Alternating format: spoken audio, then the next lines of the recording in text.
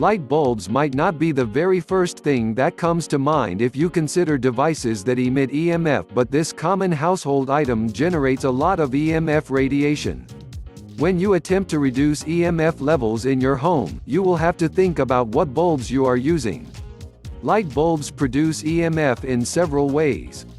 Some brand new smart bulbs have Wi-Fi capability, adding more Wi-Fi-enabled devices in your home.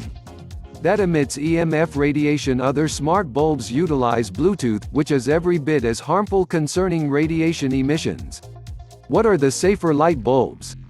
The most recommended light bulbs to use from an EMF standpoint are incandescent light bulbs.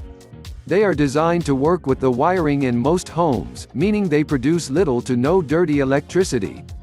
And since they have no Wi-Fi or Bluetooth capability, you're looking at little to no EMF production. Incandescent light bulbs tend to be cheaper. Minimizing your EMF exposure is so important.